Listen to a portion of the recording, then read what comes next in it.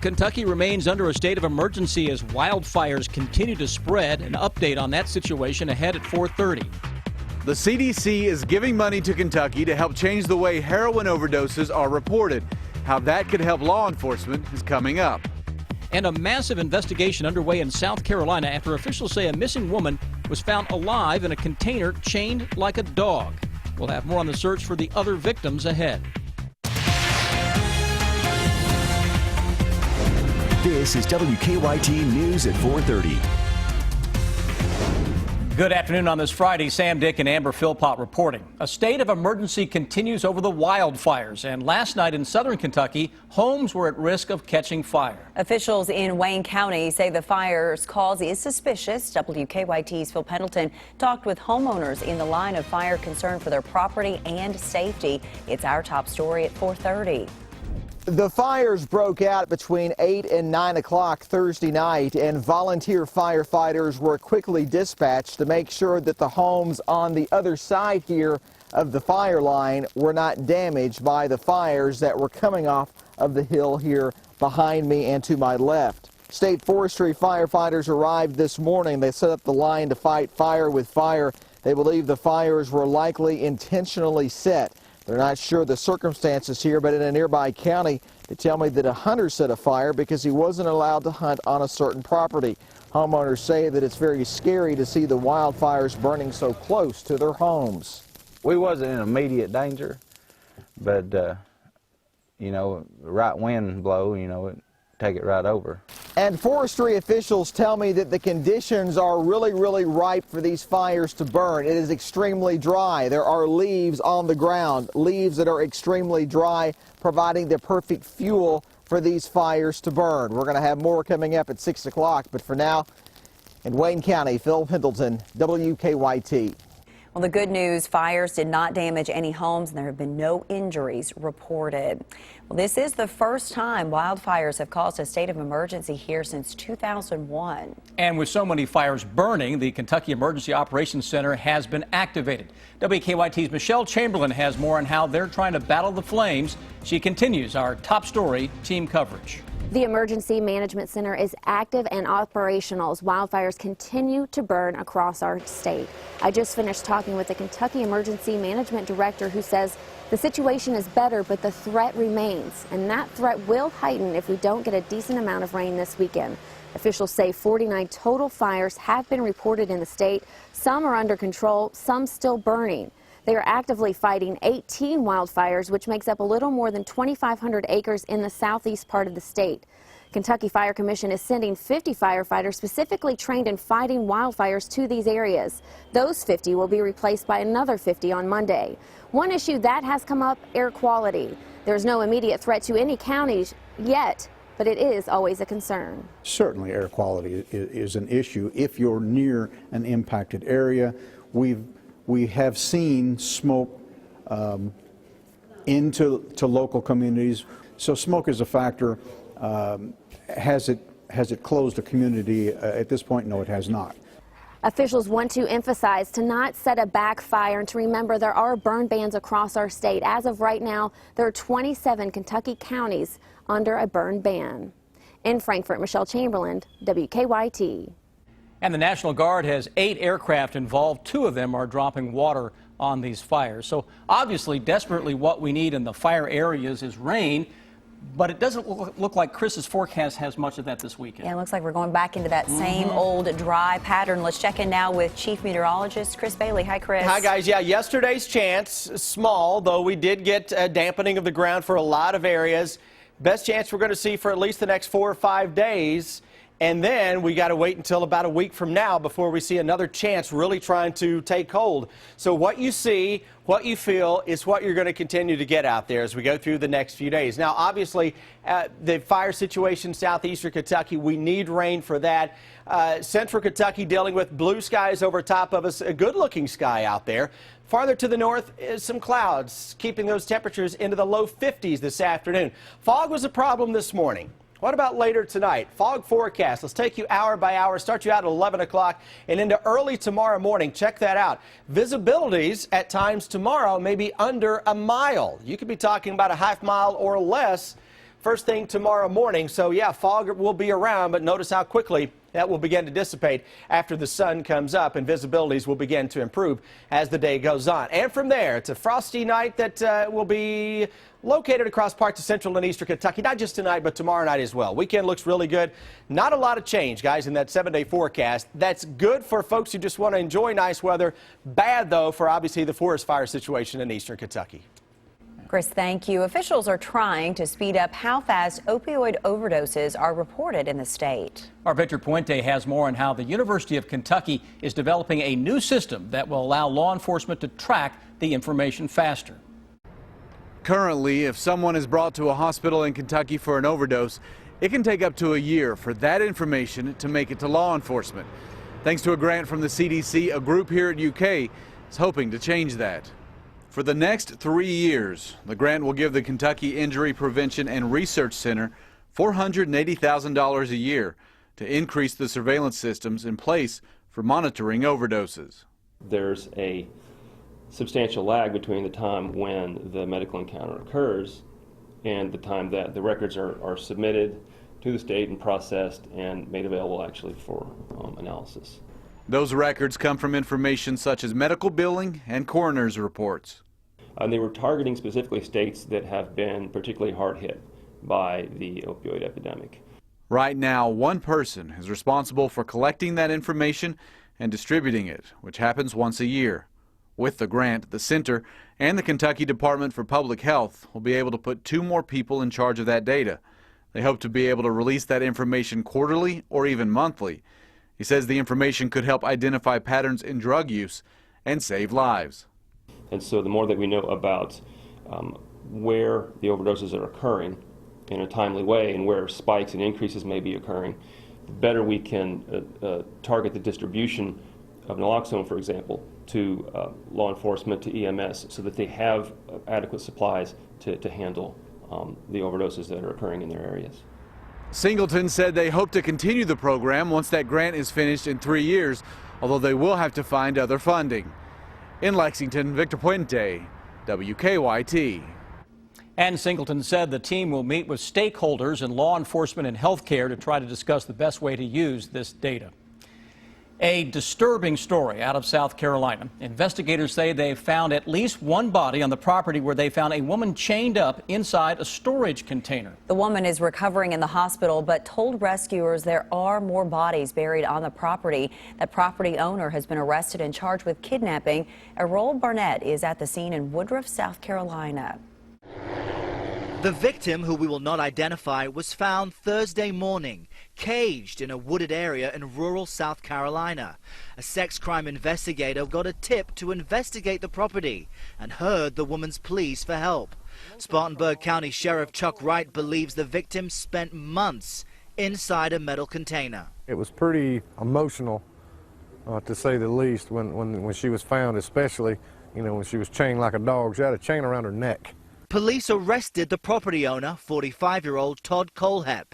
The victim told investigators her captor may have had a hand in other missing persons cases. This person told us that there might even be 4 people on this piece of property deceased. The woman who cleaned houses for Colehep was last seen in August.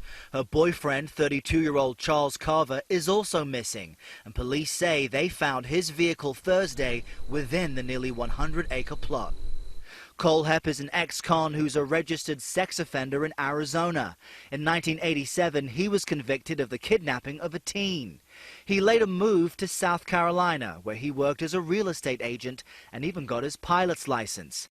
Now, Todd Colehep has been charged with 1 count of kidnapping, but there could be additional charges. An excavator arrived this morning. Investigators are combing the property, looking for more clues, the victim's boyfriend, and potentially more victims. That was Errol Barnett reporting. A prestigious award for a talented actress. How Meryl Streep, the one and only, will be honored at the Golden Globes coming up. Now, your hour-by-hour forecast with Chief Meteorologist Chris Bailey. Gorgeous weather on a Friday. A little extra pep in the old step when the weather is gorgeous on a Friday, right? It's been that way, though, for a while. We roll our way to the weekend. What you see over my shoulder is what you are going to continue to get as we go into Saturday and Sunday. Beautiful conditions across the good old bluegrass state of Kentucky. Notice, though, all the leaves are way down early this year. Look at the forest behind us there. Nothing showing up. Seasonal temperatures in control of the weather for the Great Lakes, the Ohio Valley for the next few days. High pressure out across parts of the St. Louis area, and we are on the cool side of this, even though I can't really call this cool air. It's about where we should be, if not a little above, over the next 4 or 5 days. Some clouds this morning, awfully stubborn, weren't they? It took a little while to get them on out of here. Northern Kentucky still dealing with some clouds, and that cloudy trend may carry folks up there through the evening. Early tomorrow morning, 35 to 40. If you have clear skies, you're going to have frost in mid-30s. If you have fog that develops similar to last night, forget about the frost. You're not going to get frost with the fog. You're going to get the fog that will keep temperatures up a little bit. Low and mid-60s coming up tomorrow afternoon, then a quick drop in your thermometer tomorrow night. And Wildcat fans, low 60s for tailgating, absolutely perfect. Though take your big blue jacket. By the time kickoff, upper 40s to low 50s, and a quick drop into the 40s. Remember the game a few weeks ago when we had the chill in the air? Plan for that one again. Saturday, Sunday, Monday, 3-day threat track. Hello and goodbye. Not a whole lot of change that will show up. And that shows up on your temperature forecast. For the evening ahead, 40s will be around 10, 11 o'clock or so. A little pocket in the bluegrass, especially of some mid-30s first thing tomorrow morning. Into the afternoon, this is likely a little undercooked, low to mid-60s into most areas still, with a bit of a northeasterly breeze, and those numbers tomorrow evening dropping through the 40s. Upper 30s to low 40s on Sunday. Let's go into Sunday afternoon. 60s are around. Let's go into Sunday evening. 40s are around. Monday, it's the same old, same old. This is a pattern that we should have been seeing a few weeks ago. We were seeing it, but it was just a whole lot warmer, obviously. So the pattern is a little behind what we should be dealing with. There's your Monday forecast, by the way, and if I could expand that out into Tuesday for you, I'd show you the exact same thing. As a matter of fact, I will. 68 Monday, 68 Tuesday. That's your election day. It looks really good. We'll push that rain chance back with what may be an upper level low that is very slowly moving toward the area, and as that keeps slowing down with the arrival time, guys, the temperatures will stay 60s for highs deeper into most of next week. Overall, I mean, it looks really good. Yeah, that is beautiful. Not a whole lot else I could say about it. I hate to be so excited about it when I know so many folks are dealing with wildfires right now, but exactly right. It is. Into next week, toward the following week, this pattern is going to try to throw some more precipitation at us. Good. So we got that going for us, and it should be the transition to a colder pattern too. Chris, thank you. It's a holiday shopping boutique set up just for you, even crafts and cookies with Santa. I'm Deanne Stevens, out and about for Peppermints and Pearls today. You get your holiday shopping done early, don't you? Sometimes. Some years I'm better than others. Well, I'm always late, and Chris is probably too. For those of you who still need to do some holiday shopping, and I'm one of them, then this holiday shopping boutique is probably for you. It is called Peppermints and Pearls. Our Deanne Stevens is out and about with the details. Hi, Deanne. Ho, ho, ho. Putting Santa to work this afternoon. You're right, we are here at LCA for Peppermints and Pearls. Now, this is like a special holiday shopping spree for everyone involved, and they get to come and see some fabulous boutiques that maybe you don't get to see. Maybe these people are from out of their home, like Miss Kim here. Kim, you have shut the front door too, right? That is correct. Tell us about your business. My sister and I do this together. And most of our items are handmade and painted or created by us. We donate back to the American Cancer Society, and we are on Etsy and Facebook. We do sell to a few local Well, you have beautiful items here, and you can check them out when you come out here to Peppermints and Pearls. Sasha is with us. Sasha, tell us about your place. I just recently opened down on Walton Avenue. I've just now been open 6 months, so I've got women's clothing, jewelry, accessories, and gift items. And what's the name of it? It's called Sash and Bow. Sash and Bow. Sasha with Sash and Bow has some beautiful items. This is a great opportunity for the public. Maybe they haven't been able to check your store out yet. This is a great way for them to do so? Yes, I'm very excited to let let everybody know where I'm at, and I thought this would be a good opportunity to get my name out. Now listen, if you come down here to Peppermint and Pearls at LCA, all of the boutiques are set up, and part of the proceeds going back, all of the proceeds actually, going back to the teachers here, which I love. Faith, you guys always come up with some great fundraisers around here. Well, we recognize that our teachers are very special, and we wanted to do something just for them. And Peppermints and Pearls, they get to come out and shop. They all get to come for free and do all of their Christmas shopping, and everybody gets to come and have a good time. We have cookies and crafts with Santa till 7 o'clock tonight, so they get to bring their little ones out. It's just a good family time. Yeah, so bring the kids out too. Santa will do the babysitting, right, Santa? Ho, ho, ho. He said ho, ho, ho. I don't know if that was a happy ho, ho, ho or not. Crafts We're going to work Santa hard. We're going to work Santa hard. And then when you come, you got to meet Shannon Clark too, if you didn't get to meet her a little bit earlier. Angels Above, a beautiful book that she has you can order for the kiddos for Christmas. It's hard. It's Christmas time already. Santa's got his suit on and he's ready to go. Tell folks to come on out. Come on out to Peppermints and Pearls. We have everything for your Christmas needs. Crafts and cookies with the kids until 7 o'clock tonight. That's $5. $8 admission for adults. And they will be open. Both gyms open here at LCA. I'm Deanne Stevens, out and about for Peppermints and Pearls. Back to you guys. I don't think I'm ready for holiday shopping just Oh, yet. I'm not. But I thought you were way ahead of the game. No. Okay. Well, the Golden Globes are still a few months away, but we already know Meryl Streep will be taking home an award. And Meryl Streep will get the Cecil B. DeMille Award at the Golden Globe Awards in January. That prize honors outstanding contributions in the world of entertainment. She already has 8 Globes in her collection and could be in the running again for her performance in Florence Foster Jenkins. Streep's honor and the rest of the Golden Globes will be awarded on January 8th. Happy belated birthday to Kendall Jenner. The model and reality TV star turned 21 yesterday, and to celebrate, she got a brand new Rolls Royce. You knew the Kardashians were going to go big on this one. According to the Daily Mail, the car is worth at least $250,000. This has been a big year for Jenner. She got to walk in the Victoria's Secret fashion show. She is also the face of Calvin Klein denim. And to top it all off, she landed the cover of Vogue's September issue. I guess that is a pretty big year, huh? Yeah, the Rolls alone. Police officers usually walk a beat or maybe spend some time in the cruiser, but coming up, this officer has a better way to get around.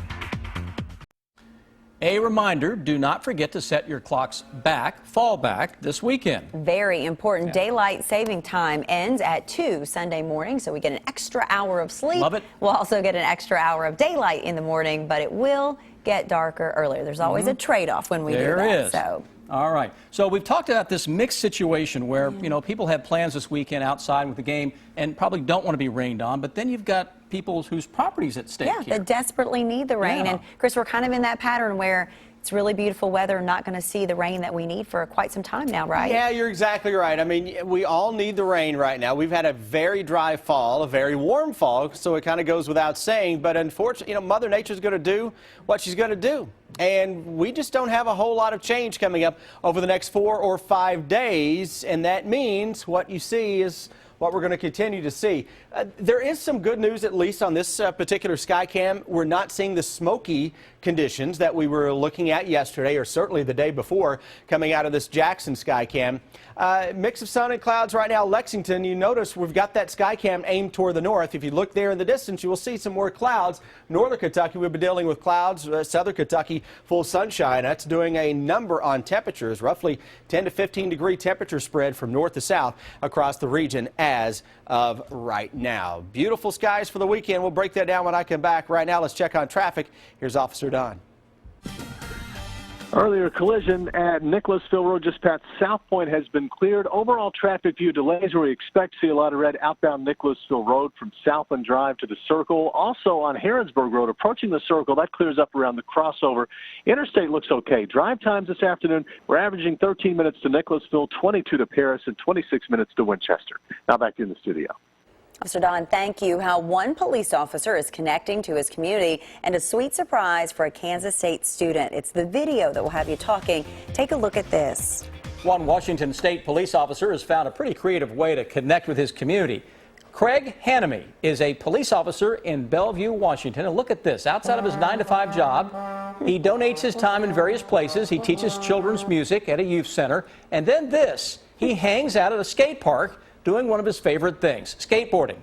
Craig says other than his uniform, he's just an old guy skating. But he says all of that helps him stay in touch with the people in his community. That is great for him. It is. Well, how about this? A Kansas State student gets a sweet surprise that he shares with hundreds of other students. Earlier this week, we told you about Hunter Jobbins. A thief broke into the student's car and took just one thing, his Kit Kat bar. The thief left behind an apology note that went viral. Well, the makers of Kit Kat even saw that tweet, and they sent Hunter 6,500 candy bars to replace the stolen one. Now, Hunter is thanking his Kit Kat thief, and sounds like a lot of his friends are thanking him for the free candy bars now. And I'd love to just, give him a hug for doing all this for me because it turned out to be really cool. Well, Hunter did give away most of those candy bars. He says he is now going to focus a little more on school and less on candy from now on. That is great of Kit Kat to reach out. What do you do with 6,500 Kit Kats? You give them away, right? Yeah, you find 6,400 other friends and give them a sweet treat. Excellent.